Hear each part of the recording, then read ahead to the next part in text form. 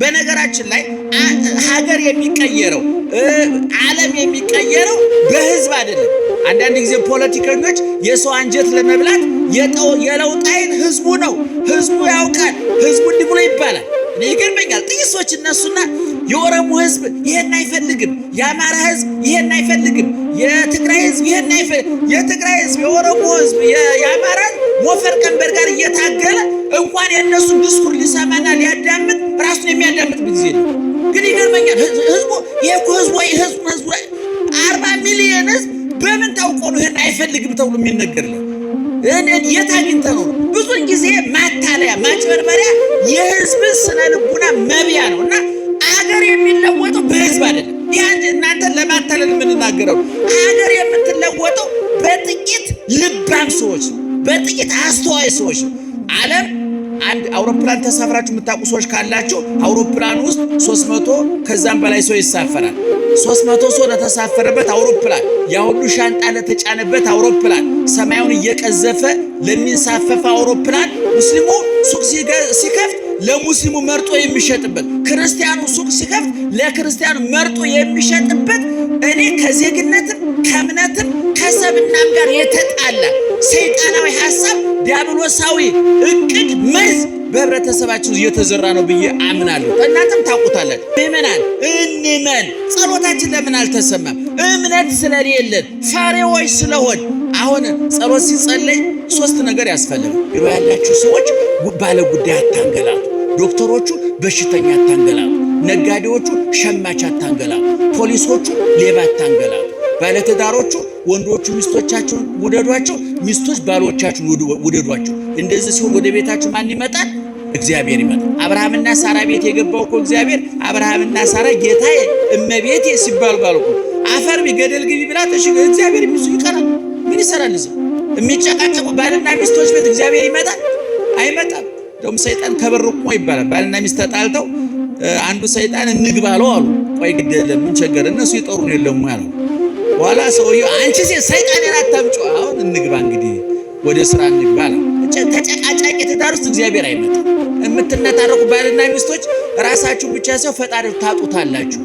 አሁን እናንተ እውነቱን ለመናገር እንደው ቀበሌያችሁ ያለ የቀበሌው ሊቀመንበር ችግር ቢደርስበት እባክህ ጌታ ሆይ እንደው ችግሩን ፍታ ደብ ታመለክቱለታላችሁ? አታመለክቱ አይደለም። ለቀበሌው ሊቀመንበር ሚስት ለባሏ የምታመለክበት ጊዜ የለም አይደለም። እንደው ባልሻውን አምሽቶ ሲመጣ የት እየተንቀዠቀዠ ነው፣ አንዷ ጋር እየገለፈጠ ነው፣ እየገለበጠ እየጨለጠ ነው እንጂ ምን ለው እኮ ኧረ ጌታዬ ግማሽ አካሌ ጠብቀህ አምጣልኝ እንላለን። ማታ ማታ እንደው እንቅልፍም ቢያለኝ ስገላበጥ አደርኩኝ። የእንቅልፍ ኪኒን ልውጥ ነው፣ ሳይካትሪስት ጋር ልሄድ ነው። ሳይካትሪስቱ ራሱ አንተን አማክሮ ራሱ ቁጭ ብሎ ሲጋጭ ነው የሚያደርገው። ይገርማችሁ። እሱ በችግር ላይ ነው። አንዳንድ ጠንቋይ ቤት ጠንቋይ ቤት እኮ ሰዎች ሲሄዱ ጠንቋዩ እናንተን አስተናግሮ እሱ ራሱ ሻል ያለ ጠንቋይ ፍለጋ ሄዳል። ይገርማችሁ። የዓለም ጠባይ ይሁን እናንተን ያከማችሁ ዶክተር እኮ በሌላ ቀን ደግሞ ሻል ያለ ዶክተር ፈልጎ ኧረ ዶክተር እዚህ ጋር ሞኛል። ዶክተሩ ራሱ እኮ ነው። ለዶክተሩ ዶክተር ያስፈልገዋል፣ ለጠንቋዩ ጠንቋይ አለበት። አያችሁ። ለእኛ ግን በእግዚአብሔር ግን እግዚአብሔር አለበት። የመጨረሻ ውሳኔ ሰጭ ማን ነው? እግዚአብሔር። እንዲያው ዛሬ እኮ ምእመናን ጤናችን ያስፈራናል። አሁን ውስጣችን ምን በሽታ ይኖርብኝ ይሆን? ምን ነገ ልጆቼ ምን ይበሉ ይሆን? ትዳሬ ይቀጥል ይሆን ወይ? የሀገሪቱ ሰላም፣ የሀገሪቱ ፖለቲካ፣ የሀገሪቱ ኢኮኖሚ፣ የራሳችን ጤንነት፣ የልጆቻችን ጤንነት ሰው እንዴት ዛሬ ሲውል እንዴት ነገ ያስፈራዋል ሰው። አሁን እኮ ሰው ነገን እየፈራ አሁን እዚህ ውስጥ ነገ የሚናፍቀው ሰው አለ? እስኪ ንገሩኝ። ነገ ይናፍቃችኋል? ብዙዎቻችን አይናፍቀንም። ምክንያቱም እንደውም ባለፈው አንብቤያለሁ አንድ ጋዜጣ ላይ የዛሬ 3-4 ዓመት ኑሮ እንዴት ነው ሲለው ከነገ ይሻላል አለ ይባል። ደህና ዋላችሁ። እግዚአብሔር እናንተ መበቀል ከፈለገ ቸግሮት ነው። ምን ችግር አለበት? እግዚአብሔር የምትጠጣውን ውሃ ቦምብ አድርጎ ያፈነዳውም እንደ እግዚአብሔር። የምትበላው እንጀራ ቦምቡን አይፈነዳም እንዴ?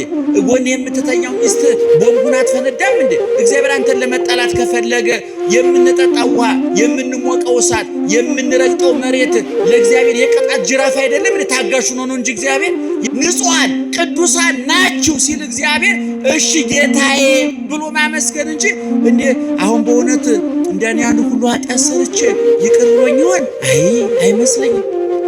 የሚል ሰው የለም አይባል። በጣም ጸያፍ ነው። በነገራችን ላይ ኃጢአትን ማመን አንድ ጽድቅ ነው። ይቅር ብሎኛል ብሎ ማመን ደግሞ ሌላ ሁለተኛ ጽድቅ ነው። ታምሜያለሁ ብሎ ማመን ለሕክምና ያበቃል። ይቅር ብሎኛል ተፈውሻለሁ ብሎ ማመን ደግሞ ለምስጋና ያበቃል። ጤንነታችሁ አያስፈራችሁ፣ ትዳራችሁ አያስፈራችሁ፣ ንግዳችሁ አያስፈራችሁ። አንዳንድ ጊዜ ሱቅ ገብታችሁ የንግዱን መቀዛቀዝ አይታችሁ የእቃውን አለመሸጥ አይታችሁ ልጆችን ምን ላበላቸው ይሆን፣ ምን ላለብሳቸው ይሆን፣ ነገ ምን ይፈጠር ይሆን፣ ዛሬ ምን ይደረግ ይሆን ብለህ ተጨንቃችሁ አልነበረም? አይገባም ወዳጄ።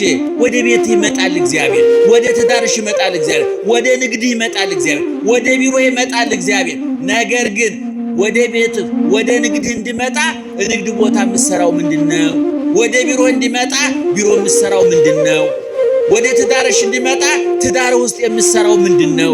እግዚአብሔር ድንኳን ሰባሪ አይደለም፣ ሰብሮ አይገባም። ከተጠራ ግን አይቀርም።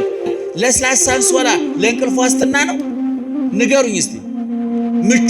ምቹ ፍራሽ ለእንቅልፍ ዋስትና ነው? ውድ አልጋ ለእንቅልፍ ማረጋገጫ ነው? ሙቅ ብርድ ልብስ ለእንቅልፍ ማረጋገጫ ነው? የተዋበ ያጌጠ የተንቆጠቆጠ ምኝታ ቤት ውብ መጋረጃ ያለው ሽቶ የተረጨበት ወለሉ የሚያምር ምኝታ ቤት ለእንቅልፍ ማረጋገጫ ነው? አይደለም። እንቅልፍ የሚተኛው ብርድ ልብስ አንሶላ አይደለም፣ ይሄ ነው የሚተኛው። ይታያችኋል? እንቅልፍ የሚተኛው ማን ነው? ይሄ ነው። ከዚህ በታች ያለው መጋዘን ነው። ተውት፣ ሆድ እኮ መጋዘን ነው። በስመ አብ ወወልድ ወመንፈስ ቅዱስ አሐዱ አምላክ አሜን። ኢትፍራ ዳእሙ ተአመን፣ ኢትፍራ ዳእሙ ተአመን፣ እመን እንጂ አትፍራ። ድገሙት። አትፍራ፣ እመን እንጂ አትፍራ፣ እመን እንጂ አትፍራ። እሺ፣ ይሄ በማርቆስ ወንጌል ምዕራፍ 5 ቁጥር 36 ላይ የሚገኝ ኢየሱስ ክርስቶስ የተናገረው ትምህርት ነው። እንደ ሁል ጊዜ እንደምንነግራችሁ የኢየሱስ ክርስቶስ ትምህርት የተመጣጠነ፣ ሰሚዎቹን የሚለውጥ የሚቀይር፣ ለጆሮ ያልከበደ፣ አእምሮ የማያስጨንቅ፣ ሕይወትን የሚለውጥ፣ ጥያቄ የሚፈጥር ብቻ ሳይሆን ጥያቄ የሚመልስ፣ ችግር የሚጠቁም ብቻ ሳይሆን ለችግሩ መፍትሄ የሚሰጥ፣ በሽታን የሚያብራራ ብቻ ሳይሆን ለበሽታው መፍትሄ መድኃኒት የሚያመጣ፣ ለዋጭ፣ ቀያሪ፣ እንባባሽ፣ ጥያቄ መላሽ፣ ጉድለት ሞይ ትምህርት ነው የሚያስተምረው። እንደምታውቁት ኢየሱስ ክርስቶስ በምድር ላይ በትምህርት ደረጃ ያስተማረው 3 ዓመት ከ3 ወር ነው። በጠቅላላ በምድር ላይ የኖረው ዕድሜ 33 ዓመት ከ3 ወር ነው። እንደምታውቁት 33 ዓመት ከ3 ወር ረጅም የሚባል ዕድሜ አይደለም። እውነቱን ለመናገር የወጣትነት ዕድሜ ነው። ነገር ግን ኢየሱስ ክርስቶስ በምድር ላይ የኖረው የጊዜ ባለቤት የዘመን ባለቤት ማቱሳላ 969 ኖህ 950 አዳም 930 ዓመት እንዲኖሩ ዕድሜ የሰጠ እግዚአብሔር ወደ ምድር ሲመጣ ግን ራሱ ሰው ሲሆን በአጭር ቁመት በጠባብ ደረስ ሲወሰን በመካከላችን ሲገኝ ለነማቱሳላ አትረፍርፎ የሰጠውን ዕድሜ ለራሱ ግን 33 ዓመት ከ3 ወር ብቻ ነው የኖረው። ምክንያቱም የዕድሜ መርዘም ስራ ካልተሰራበት ለውጥ ሊያመጣ አይችልም። ነማቱሳላ 969 ዓመት ኑረው እና አዳም 930 ዓመት ኑረው መከራ እንጂ ያተረፉልን በረከት ሊያመጡ አይችሉም። በመጽሐፍ ቅዱስ ጥቂት ኑረው ብዙ የሰሩ በተወሰነ ቦታ ኑረው ዓለምን የመሉ ብዙ ሰዎች አሉ። ዮሐንስ መጥምቅ 30 ዓመት ከ6 ወር ነው የኖረው። ቂርቆስ በ3 ዓመቱ ነው የሞተው። እነ ዮሴፍ እነ ቅዱስ ጊዮርጊስ በ23 ዓመታቸው ነው በሰማዕትነት ያረፉት። ብዙን ጊዜ የተትረፈረፈ የተንዘላዘለ ዕድሜ ካልታወቀበት ምሬት፣ ብሶት፣ ጭንቀት ይዞ ይመጣል። ከተጠቀሙበት ደግሞ አጭሩ ዕድሜ ለዘመናት የማይረሳ የሚታወስ ከትውልድ ወደ ትውልድ የሚሸጋገር ዘመን የማያስረጀው ጊዜ የማይለውጠው በቦታ በጊዜ በሁኔታ የማይገለበጥ የማይለወጥ ታሪክ ሰርቶ ይሞታል። ኢየሱስ ክርስቶስ ቅድም እንደነገርኳችሁ 33 ዓመት ከ3 ወር ነው የኖረው። ከዛ መካከል 30 ዓመቱን ያሳለፈው በዮሴፍ ቤት ከእመቤታችን ጋር ነው። እንደተወለደ በ2 ዓመቱ ወደ ግብጽ ተሰደደ። 3 ዓመት ከ6 ወር በግብጽ ኖረ። ከዛ በኋላ ሀገሮ ናዝሬት ይላል። ናዝሬት ወደ ተባለችው ከተማ ኖረ ገባ። ከዛ በኋላ እንግዲህ 5 ዓመት ከ6 ወር በቤተልሔም በሌላ ቦታ አሳልፏል። በግብጽም አሳልፎ ከዛ በኋላ ያለውን ወደ 25 የሚጠጋ ዓመቱን እድሜውን ያሳለፈው በዮሴፍ ቤት ነው። እንዘይት እዘዝ ለአዝማዲሁ ደህና አደራችሁ። እንዘይት እዘዝ ለአዝማዲሁ ወለይእቲ እሙ ለቤተሰቦቹ ለዮሴፍ ላሳዳጊ አባቱ ለታዛዥ አባቱ ለዮሴፍ ለወላጅ እናቱ ለድንግል ማርያም ውሃ እየቀዳ እንጨት እየሰበረ እንዘይት እዘዝ ለአዝማዲሁ ማለት ለዘመዶቹ እየታዘዘ ማለት ነው። መቼም ኢየሱስ ክርስቶስ ሰው በመሆኑ ለእግዚአብሔር ሊነገሩ የማይገባቸውን ቃላት ለእግዚአብሔር ሊነገሩ የማይገባቸውን ስራዎች እንዲነገሩ አድርጓል። ተራበ፣ ተጠማ፣ ተሰደደ፣ ጾመ፣ ጸለየ፣ ሰገደ፣ ፈራ፣ ሞተ፣ ተገነዘ፣ ተቀበረ ለእግዚአብሔር ባህሪ የሚስማሙ ቃላት አይደሉም። የሰብአውያን ቃላት ናቸው። ለአዳማዊ ጠባይ ለሔዋናዊ ፍጥረት የሚስማማ ነበር።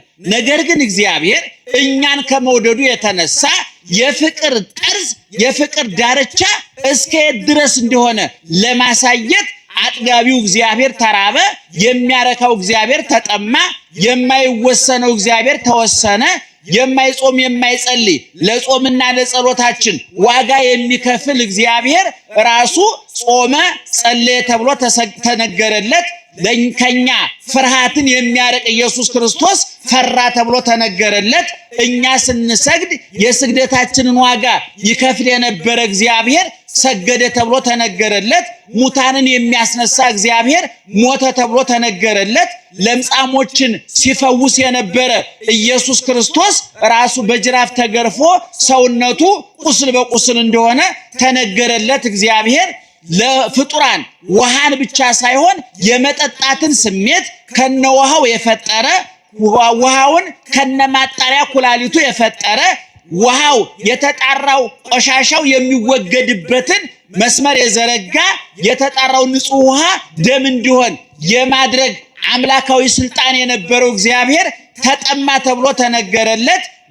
አልዓዛርን ከመግነዙ ፍቱት ብሎ ያዘዘ ኢየሱስ ክርስቶስ ራሱ ተገነዘ ብሎ ተነገረለት። አልዓዛርን ከመቃብር ውጣ ብሎ ባዶ መቃብር ያስቀረ ኢየሱስ ክርስቶስ ራሱ ተቀበረ ተብሎ ተነገረለት። ይሄ ፍቅር ምንድነው ብሎ ለሚጨነቀው ዓለም ፍቅርን ከመኖር ይልቅ ለማብራራት የሚደክመው ዓለም ፍቅርን ከመኖር በስራ ከመተርጎም ይልቅ ስለ ፍቅር በመዝፈን ስለ ፍቅር ልቦለድ ግጥም በመጻፍ ስለ ፍቅር ትረካ በማቅረብ የሰውን ልብ በመመንካት ሰውን በማስለቀስ የፍቅር ትርጉሙ ወሬ ለሚመስለው ዓለም ፍቅር ምንድነው ብሎ ዓለም ቢጠይቅ ፍቅርማ ለሰው መራብ፣ ለሰው መጠማት፣ ለሰው መሰደድ፣ ለሰው መፍራት፣ ለሰው መጾም፣ ለሰው መጸለይ፣ ለሰው መሰቀል፣ ለሰው መቸንከር። ባጭሩ የፍቅር ትርጉሙ ቀለም የጠገበ እስክሪብቶ ወይም ደግሞ የነጻ ወረቀት ሳይሆን ንጹህ ልብና የቆሰለ እጅና እግር መሆኑን እግዚአብሔር አሳየ። ኢየሱስ ክርስቶስ በቃልም በተግባርም አስተማሪ ስለሆነና 30 ዓመት በዛ ካሳለፈ በኋላ በዮሴፍ ቤት ቅድም እንደነገርኳችሁ እየታዘዘ እንጨት እየፈለጠ ውሃ እየቀዳ ይሄ አስደናቂ ነው። እግዚአብሔር ተአዛዥ ሲሆን ታዛዥ ሆኖ፣ ላኪ ሲሆን ተላላኪ ሆኖ፣ ጌታ ሲሆን እንደሎሌ ሐዋርያው ቅዱስ ጳውሎስ አንደ ርእሶ እንዘባዕሉ እቱ ከመተብአሉ አንትሙ በንዴተ ዚአሁ በሱ ድህነት እናንተ ትበለጽጉ ዘንድ እናንተ ሀብታም ትሆኑ ዘንድ ኢየሱስ ክርስቶስ ድሃ ሆነ። ከፍ እንድንል ዝቅ አለ። እንድንነሳ ተቀበረ። እንድንጠግብ ተራበ። እንድንረካ ተጠማ። እንድንለብስ ተራቆተ። እንድንፈወስ ቆሰለ። ጣፋጭ የሕይወት ውሃ እንድንጠጣ መራራ ኮምጣጤ ጠጣ። ወደ ሕይወት እንድንመጣ ወደ ሞት ወረደ፣ ወደ ትንሣኤ ከፍ እንድንል ወደ መቃብር ወረደ። ከኃጢአት መግነዝ እንድንፈታ በራሱ ተገንዞ በመቃብር ተቀበረ። ስለዚህ እግዚአብሔር ተናጋሪም አድራጊም አምላክ ነውና እንግዲህ 30 ዓመት በዛ አሳልፎ ወዲያው የጀመረው ከተጠምቆ በቆሮንቶስ ምድረ በዳ 40 ቀን 40 ሌሊት ደህና አደራችሁ እየሰማችሁ ነው። 40 ቀን 40 ሌሊት ከጾመ በኋላ ወዲያው ስራ ነው የጀመረው። ስራ ሁለት አይነት ነው። አንደኛው በሶስት ልንከፍለው እንችላለን። አንደኛው ማስተማር ነው። ሁለተኛው ተአምራት ማድረግ ነው። ሶስተኛው ወደፊት እሱን የሚተኩትን ሰዎች መመልመል ነው። በግብርም ለጊዜው በእግር የሚከተሉት ለፍጻሜው በስራ በግብር የሚመስሉትን እሱ የኖረውን እየኖሩ ያስተማረውን እያስተማሩ በቃልም በተግባርም እሱን የመሰሉ ሰዎች መምረጥ ነበር። እነዚህ ደግሞ 12 ሐዋርያት 36 ቅዱሳት አንስት 72 አርድእት በጥቅሉ 120 ቤተሰብ የሚባሉት ማለት ነው። በነገራችን ላይ ምዕመናን ኢየሱስ ክርስቶስ ከ5000 ሕዝብ በላይ በአንድ ቀን ጉባኤ እስከ 5000 ሕዝብ ይከተለው እንደነበረ ወንጌል ይናገራል። ምክንያቱም 2 ዓሣና 5 እንጀራ ባርኮ ስንት ሰው አበላ ነው የሚለው መጽሐፍ ቅዱስ? 5000 ሰው አበላ ይላል። እንግዲህ 5000 ተቀላቢ ነበር፣ 5000 ረሃብተኛ ነበር፣ ሆዱ የጎደለበት ረሃብ ያሰቃየው 5000 ሕዝብ ነበር። ከዚህ ከ5000 ሕዝብ ውስጥ ምዕመናን ስንት ሰው እንደመረጠ ታውቃላችሁ? 120 ቤተሰብ ነው የመረጠው። ሕዝቡ ቁጥሩ ብዙ ነው፣ 5000 ነው።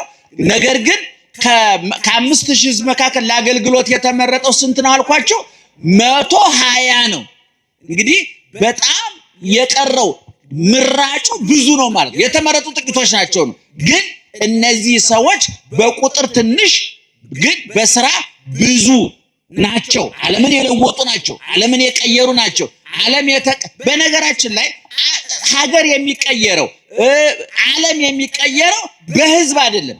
አንዳንድ ጊዜ ፖለቲከኞች የሰው አንጀት ለመብላት የለውጥ ኃይል ህዝቡ ነው፣ ህዝቡ ያውቃል፣ ህዝቡ እንዲህ ብሎ ይባላል። እኔ ይገርመኛል። ጥቂት ሰዎች እነሱና የኦሮሞ ህዝብ ይሄን አይፈልግም፣ የአማራ ህዝብ ይሄን አይፈልግም፣ የትግራይ ህዝብ ይሄን አይፈልግም። የትግራይ ህዝብ፣ የኦሮሞ ህዝብ፣ የአማራ ሞፈር ቀንበር ጋር እየታገለ እንኳን የነሱን ዲስኩር ሊሰማና ሊያዳምጥ ራሱን የሚያዳምጥ ጊዜ የለው። ግን ይገርመኛል። ህዝቡ ይሄ እኮ ህዝቡ 40 ሚሊዮን ህዝብ በምን ታውቆ ነው ይሄን አይፈልግም ተብሎ የሚነገርለት? የት አግኝተህ ነው? ብዙ ጊዜ ማታለያ ማጭበርበሪያ የህዝብ ስነ ልቡና መብያ ነውና ሀገር የሚለወጠው በህዝብ አይደለም። እናንተ ለማታለል የምንናገረው ሀገር የምትለወጠው በጥቂት ልባም ሰዎች ነው፣ በጥቂት አስተዋይ ሰዎች ነው። ዓለም አንድ አውሮፕላን ተሳፍራችሁ የምታውቁ ሰዎች ካላችሁ አውሮፕላን ውስጥ 300 ከዛም በላይ ሰው ይሳፈራል። 300 ሰው ለተሳፈረበት አውሮፕላን ያ ሁሉ ሻንጣ ለተጫነበት አውሮፕላን ሰማዩን እየቀዘፈ ለሚንሳፈፈ አውሮፕላን ፓይለቱ ስንት ነው? ኧረ ንገሩኝ። ፓይለቱ ስንት ነው? አንድ ነው። ረዳት ፓይለት አለ፣ ግን ፓይለቱ ስንት ነው? አንድ ነው። 62 ሰው ለሚጭነው አውቶቡስ ሹፌሩ ስንት ነው? አንድ ነው። ሁሉ ጊዜ ለውጥ የሚያመጡ ሰዎች ጥቂት ናቸው። አሁን ዓለምን በሳይንስ በቴክኖሎጂ ብትሉት፣ በፍልስፍና በስነ ጽሑፍ ብትሉት፣ በኢኮኖሚ ብትሉት፣ በሁሉም ዘርፍ ዓለምን ቀየሩ የሚባሉ ሰዎች በ8 ቢሊዮን የዓለም ሕዝብ መካከል 100 ሺህ እንኳን አይመሩም። ዛሬ ዓለምን የምትመራው አሜሪካ 300 ሚሊዮን አሜሪካዊ በልቶ ጠጥቶ ሰርቶ ከመግባት ውጭ የሚያውቀው ነገር የለም። ጥቂት ሰዎች ናቸው የሚሾፍሩት። ዛሬ ቻይና የዓለምን ፖለቲካ፣ የዓለምን ኢኮኖሚ፣ የዓለምን ወታደራዊ አሰላለፍ ቅርጽ እየቀየረችና ሌላ መልክ እያሳየችው የምዕራቡን አስተሳሰብ እየቀለበሰች ወደ ምስራቅ እያመጣች ያለችው በጥቂት ቻይናውያን። ይህ የምታዩት የሚተራመሰው ቻይና እኛ ሀገር እየመጣ ተሳፋሪ ነው። ሹፌሮቹ እዛው ቤጂንግ ነው ያሉት። ይገርማቸዋል። ስለዚህ ዓለምን የሚቀጥ ጥቂት ሰዎች ናቸው እና ክርስቶስ ከ5000 ሕዝብ ስንት ሰው መረጥ አልኳችሁ? ጮክ ብላችሁ ስንት ሰው ቀየረ? 100። የኢትዮጵያ ሕዝብ ስንት ነው? 130 ነው አሉ። ይገርማቸዋል። እንደውም እንዴት ተቆጥሮ ብዙ ያልተቆጠረ ሕዝብ አለ። ይገርማቸው ቁጥር የማይገባ እኛ ብዙ ሕዝብ ነው። ነገር ግን 130 ሚሊዮን ሕዝብ ዓለም አይቀይርም። ከዚህ ውስጥ ምናልባት የሆነ ቦታ የተደበቁ እኛ የማናውቃቸው እግዚአብሔር የሚያውቃቸው 20 እና 30 ሺህ የማይሞሉ ሰዎች ናቸው ዓለምን የሚለውጡ። በክርስትና የሚሆኑ በክርስትና እንደ ፓርላማ በጭብጨባ እንደ ስቴዲየም በቲፎዞ የሚሆን ነገር አለ። ጥቂት ሰዎች የሚነዱ የሚታረዱ የሚገፈፉ የሚገረፉ ሆዳቸውን የተቆጣጠሩ ስሜታቸውን የተቆጣጠሩ ሆዳቸው ያልተጫናቸው ስሜታቸው የማይነዳቸው ህሊናቸው የሚገዛቸው ይሄን ዓለም ትተው ግዙፉን ትተው ረቂቁ የሚታያቸው ጊዜያዊውን ትተው ዘላለማዊ የሚታያቸው እዚህ ምድር ላይ ቁጭ ብለው ቀራንዮ መስቀሉን የሚያዩ ክርስቶስን በመስቀል ላይ ቁሱን ከነፍቅሩ የሚያዩ በሰማይ ክርስቶስን ጌትነቱን ከነክብሩ የሚያዩ በቀራንዮ መስቀሉን ሲያዩ መከራው በሰማይ ዙፋኑን ሲያዩ ክብሩ የሚታያቸው የቀራንዮን መከራና የመንግስተ ሰማያትን ተስፋ አጋብተው ጽድቅን የወለዱ ቅድስናን የወለዱ ልባም ሰዎች አሉ። ጥቂት ሰዎች አሉ። እነዚህ ልብላ ልጠጣ ልልበስ ላመንዝር ልስገብገብ ይድላኝ ይመቸኝ የሚለውን ስጋዊ ፍላጎታቸውን በክርስቶስ መስቀል ምላጭነት ገርዘው የጣሉ የክርስቶስ ቁስል የሚጠዘጥዛቸው የጠጣው ሐሞትና ኮምጣጤ የሚያንገሸግሻቸው እጆቹና እግሮቹ ላይ ያሉ ችንካሮች እነሱ አካል ላይ እንደገቡ እያንገበገቡ እየጠዘጠዙ እረፍት የነሷቸው ምግቡና መጠጡን የተጸየፉ ተድላ ደስታውን የተጸየፉ ይሄ ውበት ሽልማቱን ግምጃውን አውራጃውን አራግፈው የጣሉ ጥቂት ሰዎች አሉ። እነዛን የመረጠው ጌታ እነዚህ ሰዎች ቅድም እንደተናገርኩት እና አንደኛው ሰው መምረጥ ነው ብያቸዋለሁ። ሌላው ተአምራት ማድረግ ነው እና ቅድም እመን እንጂ አትፍራ ብለን የጠቀስነውን ጥቅስ 3 ዓመት ከ3 ወር በሚያስተምርበት ጊዜ የተናገረው ነው። እንግዲህ 3 ዓመት ከ3 ወር ደህና አደራችሁ? እየሰማችሁ ነው?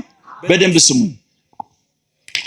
3 ዓመት ከ3 ወር ጌታ 3 ነገር አድርጓል። አንደኛ ጥልቅ ትምህርት አስተምሯል። ሁለተኛ ድንቅ ተአምር አድርጓል። ሶስተኛ በጎ ስራ ሰርቷል። ኢየሱስ ክርስቶስ በ3 ማህበራውያን ጉዳዮች ላይ ተገኝቷል። 3 ማህበራዊ ጉዳይ በሚከናወንባቸው ቦታዎች ላይ ተገኝቷል። ዛሬኛም የምንገኝባቸው አንደኛ ሰርግ ቤት ተገኝቷል። ሁለተኛ ለቅሶ ቤት ተገኝቷል። ሶስተኛ በሽተኛ ለመጠየቅ በሽተኞች ባሉበት ቦታ ተገኝቷል። ኢየሱስ ክርስቶስ ቅድም እንደነገርኳቸው የማያደርገውን አይናገርም፣ የተናገረውን አያስቀርም። በጸጸት እንደው ሞቅ ብሎን እኛ አንዳንድ ጊዜ የማናደርገውን እየተናገርን ለሰዎች ተስፋ እየሰጠ ሰዎችን እናሸማቅቃለን፣ እናሳዝናቸዋለን። ኢየሱስ ክርስቶስ ይናገራል፣ ያደርጋል እና ከትምህርቱ መካከል ቅድም እንዳልኳቸው ትምህርቱና ተአምራቱ የተያዘ ነው። የኢየሱስ ክርስቶስ ተአምራት የሚዳሰስ የሚጨበጥ የሚታይ ነው። የሐዋርያት ተአምር ዛሬ ብዙ ተአምር ተደረገ ሲባል እንሰማለን። ብዙ በቤተ ክርስቲያንም ያሉ በሌሎችም ያሉ ተአምር ተደረገ ሲባል እንሰማለን። ነገር ግን የሚደረጉት ተአምራት ኢየሱስ ክርስቶስም ሆነ ሐዋርያት ካደረጓቸው ተአምራት ወጣ ያሉ ናቸው።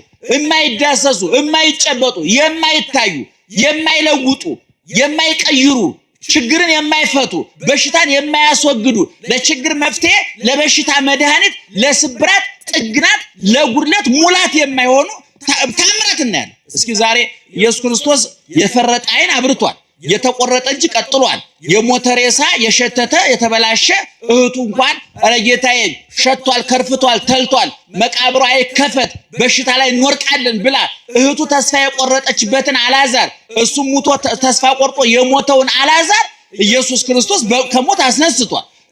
በደረቅ ግንባር ዓይን ፈጥሯል። 38 ዓመት አልጋ ላይ ተጣቆ የነበረውን ሰውዬ ካልጋ ላይ ገላግሎታል። ደም ሲፈሳት የነበረችውን ሴትዮ ደሟን አድርቋል። ወገቧ ጎብጦ ታስራ የነበረችውን ሴትዮ 18 ዓመት ሙሉ ከምትሰቃይበት በሽታ ፈቷታል።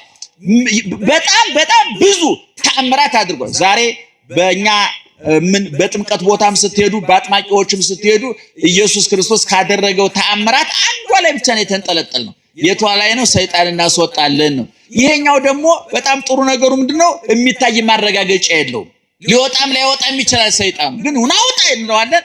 እንግዲህ ሰይጣንም ምን ያህል ሐሞቱ እንደፈሰሰ ወኔ እንደከዳው የኛ መጫወቻ ሆኗል። እሱም ራሱ ይውጣ አይታወቅም። እውነቱን ለመናገር ኢየሱስ ክርስቶስ ያደረገው ተአምር ሁለንተናዊ እንጂ የተቆነጠረ ተአምር አይደለም። መንፈስ ውጣ ናውጣ ናግባ እያል ምናልባት ከሌላው እየወጣኛ ላይ እየገባም እንደሆነ ማረጋገጫ የለም። ብቻ የሆነ ነገር እየተከናወነ ነው፣ ግን ልክ እንዳልሆነ ማረጋገጥ እንችላለን። እና ኢየሱስ ክርስቶስ በሚያስተምርበት ዘመን አንድ ሰው መጣና ሰውየው ልጁ ሙታበታለች። ሰውየው የሚገርማቸው ነገር አረማዊ ነው፣ እስራኤላዊ አይደለም፣ ሃይማኖት ያለው አይደለም። ነገር ግን ሃይማኖት ባይኖረው በተሾመበት ከተማ በጣም ተወዳጅ ነበር፣ ህዝቡ የወደው ነበር። ምክንያቱም እሱ አረማዊ ነው፣ መምለኪያ ጣዖት ነው፣ እግዚአብሔርን አያውቅም። ነገር ግን እስራኤላውያን እግዚአብሔርን የሚያመልኩ ስለነበረ እኔ ባላመልክበትም ምን አገባኝ ሳይል ማምለኪያ ቦታ ምኩራብ ይሰራላቸው ነበር። እንግዲህ ባጭሩ ሙስሊም ሆኖ ቤተክርስቲያን የሚያሰራ ማለት ነው፣ ወይ ክርስቲያኖ መስጊድ የሚያሰራ ባለስልጣን ማለት ነው። በነገራችን ላይ ምዕመናን አንድ ሰው ባለስልጣን ሲሆን፣ አንድ ሰው ሐኪም ሲሆን፣ አንድ ሰው ሹፌር ሲሆን፣ አንድ ሰው ነጋዴ ሲሆን ሃይማኖት አይኖረውም። ምን ለማለት ነው የፈለኩት? አንተ ሱቅ ከፍተህ ሱቅህ ላይ እቃህን መሸጥህን እንጂ የሚሸጥህልን ሰው ሃይማኖቱን፣ ጠባዩን፣ ፖለቲካ አመለካከቱን፣ ኢኮኖሚ አቅሙን ማጣራት አለብህ። ንገሩኝ እስኪ አለባችሁ? ለምሳሌ እኔ አንተ ሱቅ ከፍት ገብረ ማርያም ነህ፣ መሐመድ መጥቶ ቢገዛ ግንባሩ ላይ መሐመድ የሚል ጽሑፍ አለ፣ ከድጃ የሚል ጽሑፍ አለ። እንደገና መሐመድ ሱቅ ቢከፍት ወልደ ማርያም ገብረ ማርያም ሂዶ ቢገዛ ይታወቃል? አይታወቅም። እኔ አሁን የምናያቸው በጣም የተበላሹ ከዜግነት ከእምነት ከሰብና ጋር አብረው የማይሄዱ አሰራሮች እንመለከቱ። ይሄ በጊዜ መታረም አለበት። ሙስሊሙ ሱቅ ሲከፍት ለሙስሊሙ መርጦ የሚሸጥበት፣ ክርስቲያኑ ሱቅ ሲከፍት ለክርስቲያኑ መርጦ የሚሸጥበት እኔ ከዜግነትም ከእምነትም ከሰብናም ጋር የተጣላ ሰይጣናዊ ሐሳብ ዲያብሎሳዊ እቅድ መርዝ በህብረተሰባችን እየተዘራ ነው ብዬ አምናለሁ። እናንተም ታውቁታላችሁ። አሁን ይሄ መቶ አለቃው ክርስቶስ ልጁን ከሞት ያስነሳለት ሰውዬ በጣም ደግ ሰው ነው። እምነቱ ግን አረማዊ ነው፣ እስራኤላዊ አይደለም። ይገርማል። እነዚህ ሰዎች ግን ህዝቡ ልጁ ሞተችበት፣ ሰውየው ልጁ ስትሞትበት ሄደው ለጌታ እባክህ ጌታ ሆይ ልጁን አስነሳለት፣ ብዙ ስራ ሰርቶልናል፣ ማምለኪያ ቦታ ሰርቶልናል፣ ፍርድ አያጓድልም፣ ደሃ አይበድልም፣ እባክህ ድረስለት ብለው ለመኑለት። ለማን ነው የለመኑለት? ንገሩኝ። አሁን እናንተ እውነቱን ለመናገር እንደው ቀበሌያችሁ ያለ የቀበሌው ሊቀመንበር ችግር ቢደርስበት እባክህ ጌታ ሆይ እንደው ችግሩን ፍታ ደብ ታመለክቱለታላችሁ? አታመለክቱ። አይደለም ለቀበሌው ሊቀመንበር ሚስት ለባሏ የምታመለከበት ጊዜ የለም አይደለም። እንደው ባልሻውን አምሽቶ ሲመጣ የት እየተንቀዠቀዠ ነው፣ አንዷ ጋር እየገለፈጠ ነው፣ እየገለበጠ እየጨለጠ ነው እንጂ የምንለው እኮ ኧረ ጌታዬ ግማሽ አካሌ ጠብቀህ አምጣልኝ እንላለን? አንልም። የተበላሸ አስተሳሰብ እና እነሱዎች ነው ለጌታ አመለከቱ። ሰውየውም በሌላ በኩል ደግሞ እሱም እነሱን ተከትሎ ሄዶ ጉዳዩን እንትን አለ። መሀል ላይ ግን ሰዎቹ ምን አሉ? ኢታጻመ ወለሊቅ። እንግዲህ ሰው ሴት ልጅቱ ሙታለች፣ እሱ ባይደክም የሚል ደግሞ ሌላ አዳካሚ ሰው መጣ። ከበኋላ ጌታ ምን አለ? ይትፍራህ ዳይሙ ተአመን፣ እመን እንጂ አትፍራ። አሁን እሱ ሰውየው የሰዎቹ ዓላማ ልጅቱ ከሞት እንድትነሳ እንድትፈወስ ታማለች ተብሎ ነው ሄደው። በሰዎቹ ሂሳብ በሰዎቹ እምነት ጌታ የታመመ ማዳን እንጂ የሞተ ማስነሳት የሚችል አልመሰላቸው። ጌታ ግን አይዞህ እመን እንጂ አትፍራ፣ መፍራት የለብህም እመነኝ ብሎ ያዕቆብን ዮሐንስን ጴጥሮስን ይዞ ሄዶ ብላቴናዋን አስነስቶ ለአባቷ አስረከበ። ባጭሩ ጊዜያችን ለመቆጠብ ያህል ልጅቱን ከሞት አስነሳት፣ ለአባቷ አስረከባት። ኢየሱስ ክርስቶስ አምላክነቱን ጌትነቱን ፍቅሩን ርኅራኄውን አሳየ ነው። ባጭሩ ምዕመናን እዚሁ ጠቅለል አድርገን እንድናየው የምንፈልገው አትፍራ ነው የሚለው። በመጽሐፍ ቅዱስ ጌታም ሆነ መላእክት ወደ ሰው ሲላኩ የመጀመሪያ ስራቸው ሰውየውን ከፍርሃት መገላገል ነው። የዛ አይነት ምንባቦች ብዙ ቦታ እናገኛለን። ለምሳሌ መጀመሪያ የሰው ልጅ በገነት በሚኖርበት ጊዜ መቼ ነው መፍራት የጀመረው ሲባል ሕጉን ካፈረሰ፣ ትእዛዙን ከጣሰ፣ ታማኝነቱን ካጎደለ አልጠግባይነቱ፣ ስግብግብነቱ፣ ያለኝ ይበቃኛል ባለማለቱ የፈጠረበትን ጫናና ጭንቀት መቋቋም ባለመቻሉ የፈራው ፍርሃት ነው። ፈርቶ አዳም የበለሱን ፍሬ ከበላ በኋላ ቁጥቋጦ ውስጥ ተወተፈ ነው የሚለው። እግዚአብሔር ግን መጥቶ አዳም የት ነው ያለኸው አለው። ምንድነው ያለው ታዲያ አዳም ሲመልስ ጌታዬ ፈርቼ በገነት እንጨቶች መካከል ተወትፌያለሁ አለው። እና የፈራው ለምንድን አዳም የፈራው ትእዛዝ አፍርሶ ነው። አዳም የፈራው ሕግ ጥሶ ነው። አዳም የፈራው አታድርግ የተባለውን በማድረጉ ነው። ከዛን ጊዜ ጀምሮ እንግዲህ ሰው ልጅ ፈሪ ሆኗል። በብዙ ቦታ ዳንኤልን መልአኩ መጥቶ አትፍራ ብሎታል። በሐዲስ ኪዳን በተለይ አትፍሩ፣ አትፍራ፣ አትፍሪ የሚሉ ብዙ ቃላት ናቸው ያሉት። ለምሳሌ በሉቃስ ወንጌል ምዕራፍ 1 ቁጥር 13 ላይ ስትመለከቱ መልአኩ ቅዱስ ገብርኤል መጥቶ ዘካርያስን ይትፍራ ዘካርያስ ሆይ አትፍራ ብሎታል። እንደገና በቤተልሔም ጌታ ሲወለድ እረኞቹ የብርሃኑን ጎርፍ ሲያዩ መልአኩ መጥቶ ምንድነው ያላቸው? እናንተ አትፍሩ፣ ለእናንተና ለዓለም የሚሆን መድኃኒት ተወልዶላችኋል፣ አትፍሩ የምዝላል። እንደገና ጌታ ከመቃብር ከተነሳ በኋላ ወደ መቃብር የገሰገሱትን ሴቶች በዛ በጨለማ በሴትነት አቅማቸው በድቅድቅ ጨለማ ወደ መቃብር ለገሰገሱት ሴቶች መልአኩ ምንድነው ያላቸው? እናንተስ አትፍሩ፣ የተሰቀለውን ክርስቶስ እንደምትፈልጉ አውቃለሁኝና አትፍሩ አላቸው። እንደገና ቅዱስ ገብርኤል ወደ እመቤታችን መጥቶ ምንድነው ያላት? ይትፍሪ ማርያም ሆይ ምን አትበይ አትፍሪ ነው ያላት። ሰው ፍርሃት የተጠናወተው መቼ ነው? ፈጣሪውን ማመን ሲያቆም፣ በስራው እምነት ሲያጣ፣ በራሱ እምነት ሲያጣ።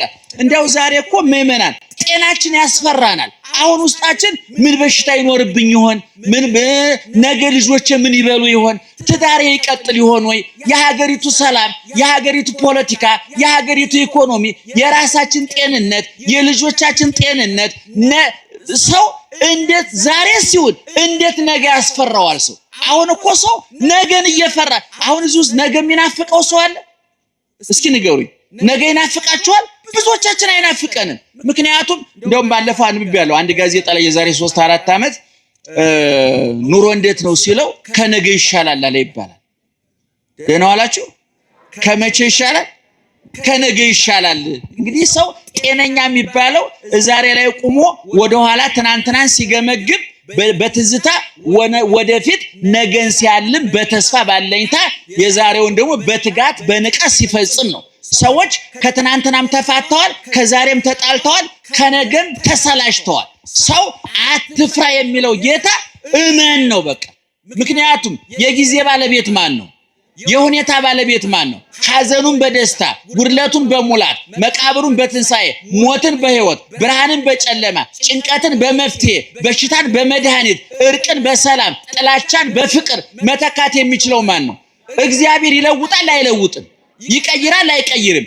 ይሄንን እንመን ነው። አያችሁ አሁን ይህ ሰውዬ ልጁ ሙታበታለች፣ ልጅ ትነሳለች ብሎ ማመን አልቻለም። ጌታ ምን አለው?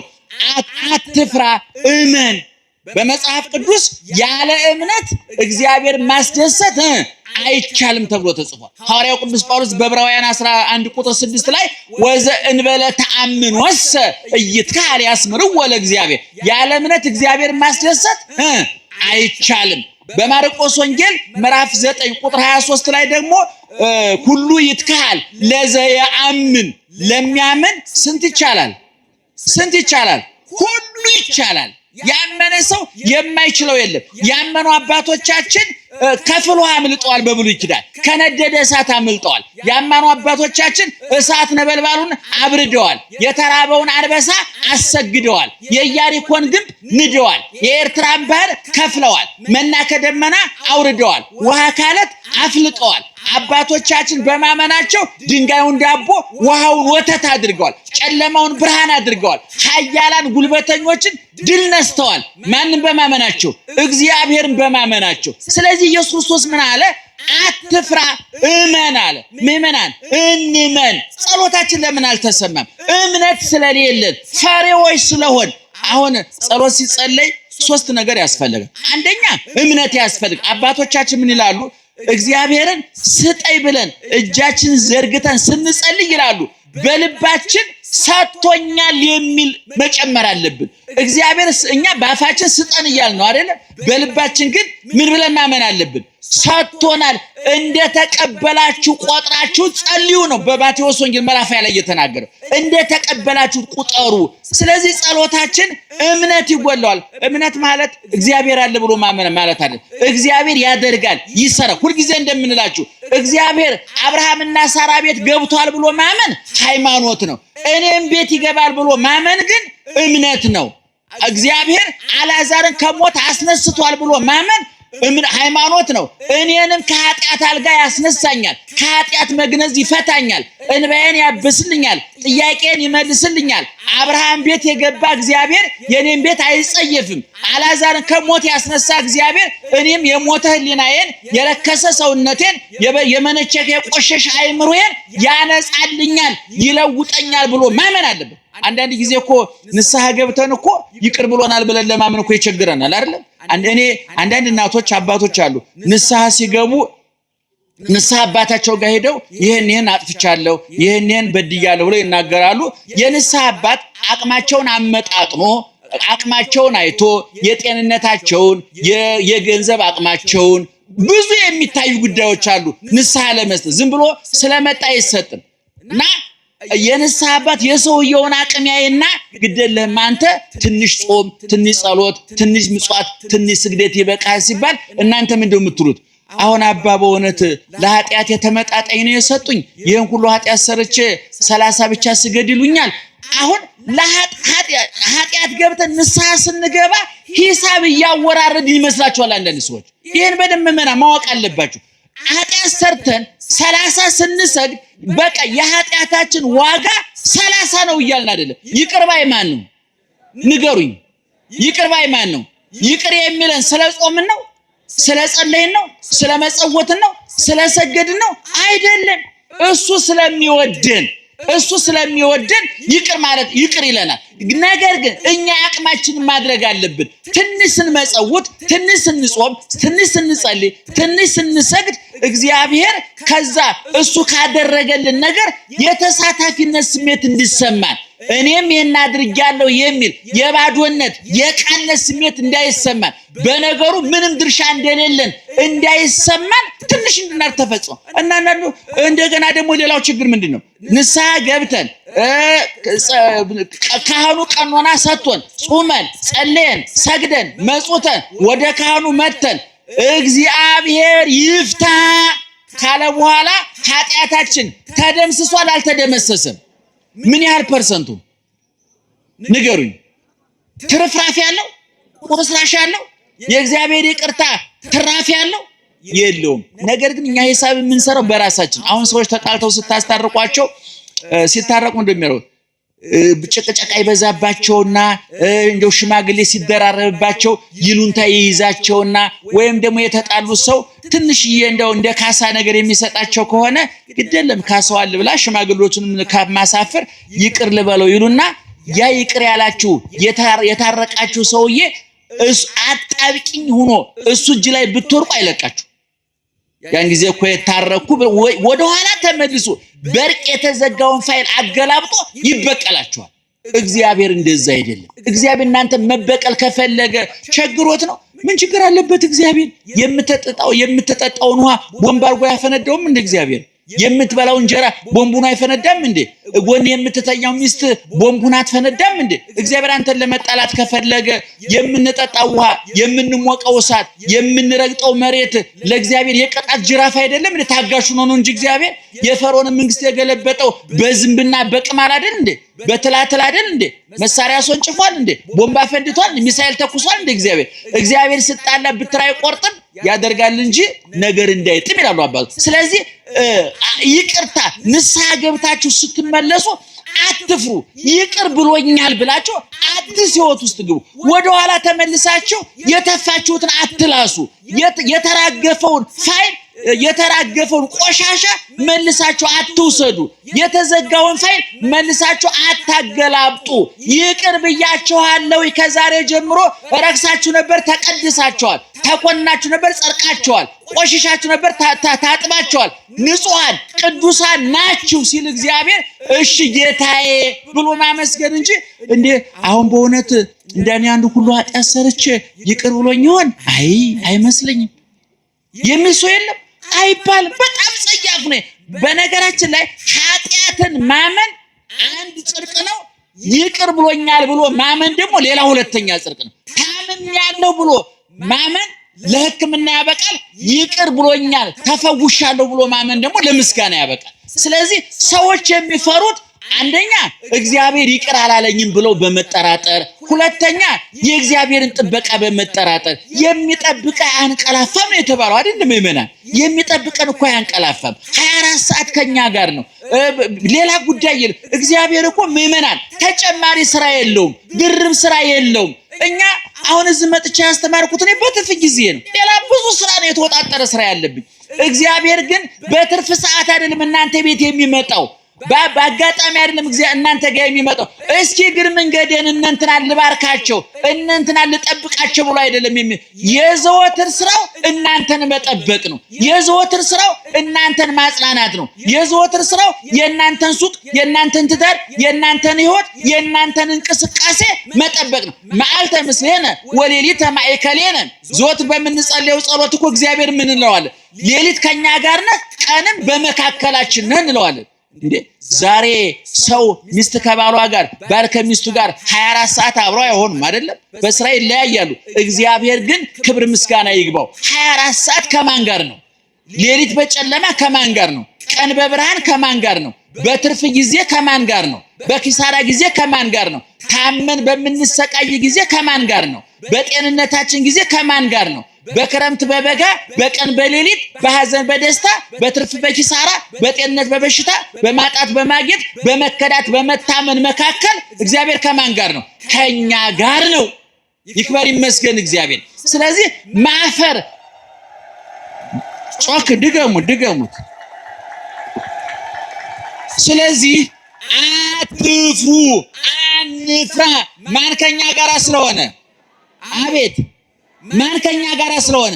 እግዚአብሔር ከኛ ጋር ስለሆነ፣ መከራው ስለሚያልፍ፣ ችግሩ ስለሚያልፍ፣ እንደገና ችግሩን ካላለፈ ዓለም ራሱ ያልፋል። ይክበር ይመስገን እግዚአብሔር። መንግስት ትምጣ። የማን መንግስት?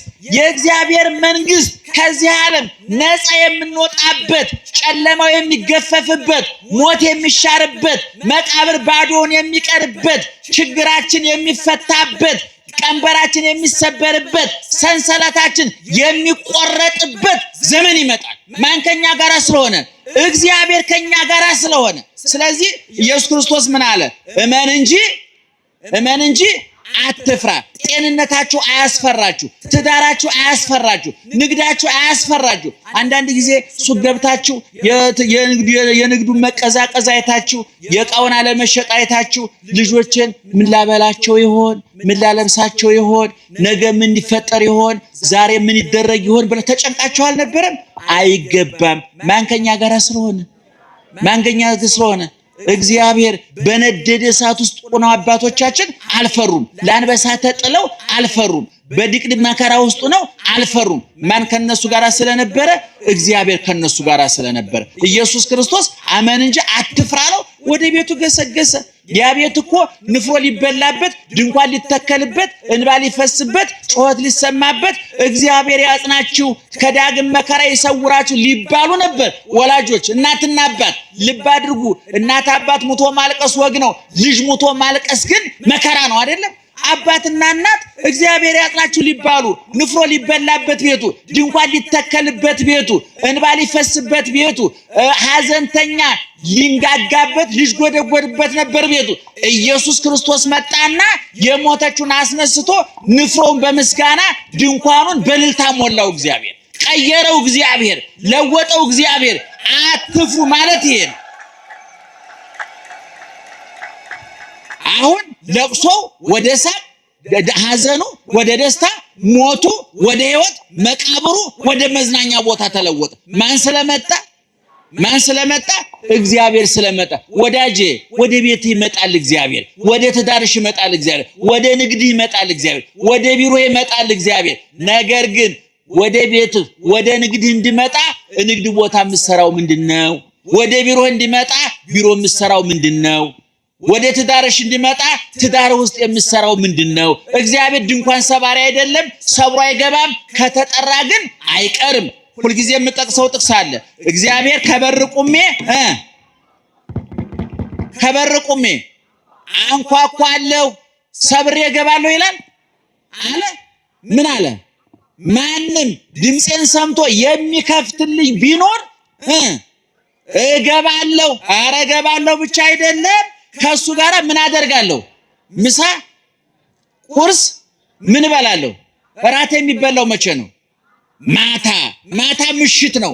እድሜ ሲመሽብን፣ በንግድ ላይ ሲመሽብን፣ በትዳራችን ሲመሽብን፣ በኢኮኖሚ በፖለቲካው ሲመሽብን፣ በየተሰማራንበት መንገድ የጨለመ ሲመስለን፣ ድንግዝግዝ ሲውጠን፣ መያዣ መጨበጫው ሲጠፋን፣ መውጫ መግቢያው ሲጠፋን፣ ዘመድ፣ ጤና፣ ገንዘብ ሲከዳን፣ የያዝነው እያመለጠ የሰበሰብነው እየተበተነ ሲያስቸግረን እግዚአብሔር በር ያንኳኳል። ነቃ ብሎ መክፈት የኛ ስራ ነው። እግዚአብሔር ይገባል አይገባም?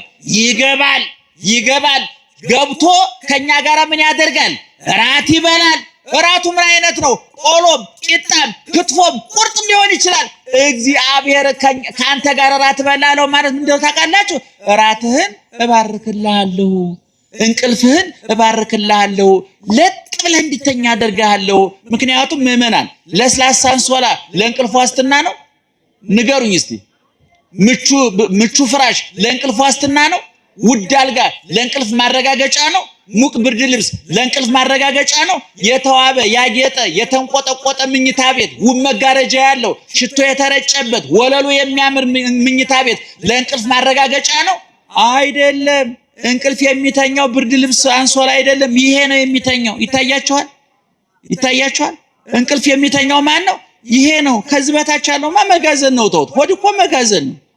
የበላችሁት ማታ ለምሳሌ ራስ ስትበሉ በምን ይገባል? ባፋችሁ ይገባል አይደል? የት ነው የሚከማቸው? አሁን ማታ ግጥም አጋችሁ በልታችሁ እያቃሰታችሁ ተኝታችሁ እናንተ በልታችሁ መጋዘኑን ቆልፋችኋል። መጋዘኑ እኮ ሌሊት ስራ ላይ ነው አይደል? ማታ 3 ሰዓት ተኝታችሁ 8 ሰዓት ስትነቁ ያ ሞልቶ የነበረ ሆድ ምን ሆኖ ታገኙታላችሁ? ፋብሪካው ስራ ላይ ነበር እናንተ ተኝታችሁ። ወፍጮ ቤቱ ተከፍቶ ጨጓራ እየፈጨ ነበር። ደም ህዋሳት ስራ ላይ ነበር። እንዴት አይነት ድንቅ አምላክ መሰላችሁ የምናመልከው! እኛ ተኝተን የኛን ስራ የሚሰራ አይገርማችሁም? እኛ ተኝተን እኛ እኮ በልተናል አይደለም? ቁርጡን በልታችሁ ክትፎውን ጥብሱን ሁሉን አከማሽታችሁ አግበስብሳችሁ አስገብታችሁ እየጨነቃችሁ ትንሽ እንቅልፍ እንዲወስዳችሁ ብቻ እኮ ነው የሚያስፈልገው። እንቅልፍ ሲወስዳችሁ እግዚአብሔር ስራ ላይ ነው አይደለም? አቤት ስራ ላይ ነው። ያን ይፈጨዋል፣ ያስተካክለዋል። ስለዚህ አንፍራ፣ አንጨነቅ። ማን ከኛ ጋር ስለሆነ ርዕሱን አንድ ጊዜ በሉትና እንጨርስ። ርዕሱን የትምህርቱ ርዕስ ምን ነበር? ድገሙት። የማርቆስ ወንጌል ምዕራፍ 5 ቁጥር 36 ላይ ነው ያለው። ሙሉ ሐሳቡ ከቁጥር 21 ጀምሮ ነው ያለው። እቤታችሁ ገብታችሁ አንብቡ። ሁልጊዜ እናገራለሁ። ማታ እንደው እንቅልፍም ቢያለኝ ስገላበጥ አደርኩኝ። የእንቅልፍ ኪኒን ልውጥ ነው፣ ሳይካትሪስት ጋር ልሄድ ነው። ሳይካትሪስቱ ራሱ አንተን አማክሮ ራሱ ቁጭ ብሎ ሲጋጭ ነው የሚያደርገው። ይገርማችኋል። እሱም ችግር ላይ ነው። አንዳንድ ጠንቋይ ቤት እኮ ሰዎች ሲሄዱ ጠንቋዩ እናንተን አስተናግዶ እሱ ራሱ ሻድ ያለ ጠንቋይ ፍለጋ ሄዳል። ይገርማችኋል። የዓለም ጠባይ ይሆኑ እናንተን ያከማችሁ ዶክተር እኮ በሌላ ቀን ደግሞ ሻድ ያለ ዶክተር ፈልጎ ኧረ ዶክተር እዚህ ጋር አሞኛል። ዶክተሩ ራሱ እኮ ነው። ለዶክተሩ ዶክተር ያስፈልገዋል፣ ለጠንቋዩ ጠንቋይ አለበት። አያችሁ። ለኛ ግን በእግዚአብሔር ግን እግዚአብሔር አለበት። የመጨረሻ ውሳኔ ሰጭ ማን ነው? እግዚአብሔር ነው። ስለዚህ መፍራት መጨነቅ አይገባም። ህይወትን የሚመራ ማን ነው? እግዚአብሔር ነው። ተረጋግታችሁ ኑሩ። ግን እግዚአብሔር ወደ እናንተ እንዲመጣ በራችሁን ክፈቱ፣ ሱቃችሁን ክፈቱ፣ ቢሮአችሁን ክፈቱ። ቢሮ ያላችሁ ሰዎች ባለ ጉዳይ አታንገላቱ። ዶክተሮቹ በሽተኛ አታንገላቱ። ነጋዴዎቹ ሸማች አታንገላቱ። ፖሊሶቹ ሌባ አታንገላቱ። ባለትዳሮቹ ወንዶቹ ሚስቶቻቸውን ውደዷቸው፣ ሚስቶች ባሎቻቸውን ውደዷቸው። እንደዚህ ሲሆን ወደ ቤታችሁ ማን ይመጣል? እግዚአብሔር ይመጣል። አብርሃምና ሳራ ቤት የገባው እኮ እግዚአብሔር አብርሃምና ሳራ ጌታዬ እመቤቴ ሲባሉ ባሉ እኮ አፈር ቢገደል ግቢ ብላት እሺ እግዚአብሔር ይቀራል። ምን ይሰራል? እዚህ የሚጨቃጨቁ ባልና ሚስቶች ቤት እግዚአብሔር ይመጣል? አይመጣም። ደም ሰይጣን ከበር ቆሞ ይባላል። ባልና ሚስት ተጣልተው አንዱ ሰይጣን እንግባለው አሉ። ቆይ ግድ የለም ምን ቸገረ እነሱ ይጠሩን የለም ያለው። በኋላ ሰውየው አንቺ ሰይጣኔን አታምጪው አሁን እንግባ እንግዲህ ወደ ስራ እንግባ አለ። ተጨቃጫቂ ትዳር ውስጥ እግዚአብሔር አይመጣም። የምትነታረቁ ባልና ሚስቶች ራሳችሁን ብቻ ሰው ፈጣሪ ታጡታላችሁ። ደህና ዋሉ።